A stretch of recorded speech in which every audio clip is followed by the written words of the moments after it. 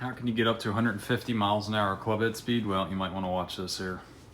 This is Bryson DeChambeau and Kyle Berkshire side by side. We are seeing them in the Kobo lab here, hitting on some force plates and got gears golf rolling, and looking at some similarities and differences here between these two golfers to help my folks understand speed, understand efficiency.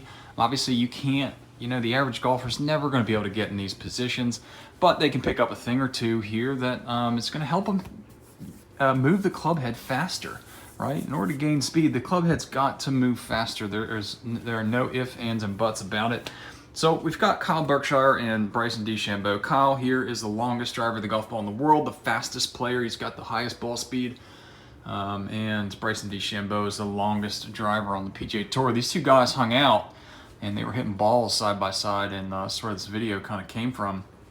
And there are some vast differences between these two golfers. So Berkshire's on the bottom. I want to show you the kind of first little move off the ball. You can see Berkshire, not only does he move slower off of the golf ball, but he loads more into his right side. So you see his pelvis and his hips actually kind of kick out over the right foot.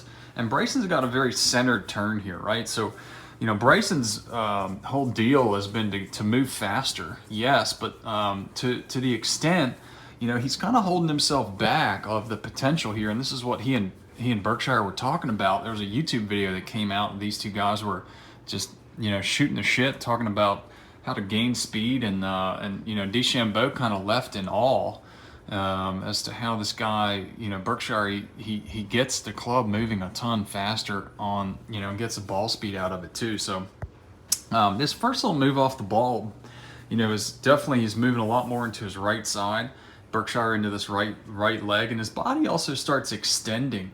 The low body and the upper body starts extending a lot faster than Bryson. Bryson kind of stays in a forward flex position with the torso, and Berkshire down the bottom starts to extend a lot more with the spine. Here's the big deal. This is the transition phase, right? So these two guys, they were kind of synced up to the start of the golf swing, and you're going to see Bryson gets to impact like a whole hell of a lot faster than Berkshire. And Bryson's actually, like, by the time Berkshire's club changes directions, Bryson's already halfway down. So here's a huge thing that I think can help so many golfers, not only from a speed perspective, but from an efficiency perspective in the golf swing. I see 9 out of 10 times people try and get this golf swing over with so quickly, especially when we're under pressure and there's some obstacles out there, and you leave like a controlled environment like a bay, and you go to the golf course. So people they want to get this golf swing over with so fast, but I want people to pick up on the amount of time that it takes Berkshire to kind of load down and in before that club starts really changing directions, right?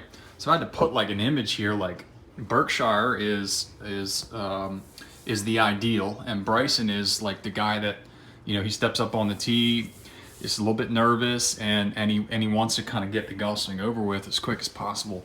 I see it all day long. The problem is, now Bryson, granted, he's one of the best players on the PGA Tour. He's won a bunch of tournaments, and he's figured it out. He knows how to do it. But most of the time, players, when they transition this fast, they want to get it over with. They don't sequence themselves correctly. I see a huge overtaking the upper body, the lower body in the average golfer. And with Bryson here, obviously he's winning golf tournaments, millions of dollars. He knows how to transition, and he can get this done. But I want you to really pay attention to Berkshire here. He's loading down and in, and the flexion that he puts, and the lowering into the turf, obviously that's setting up a ton of ground reaction force. He is already starting to push up and explode by this point right here, kind of left arm parallel. You see that lead leg is straightening out, and Bryson's still in flexion in that left knee. So by like left arm parallel up top, Bryson's still in flexion, and he doesn't really kind of explode until like just after impact, right? So some more opportunity there from a speed perspective, and how to get that club head moving faster. In my opinion, I think that obviously the speed game is becoming the norm on the PGA Tour for a lot of folks trying to gain a competitive advantage. But in my opinion, I think that Bryson, if he wants to get faster, he needs to give himself more time just like Kyle Berkshire is doing here. He's got to give himself more time to accrue that speed. Bryson's already halfway down.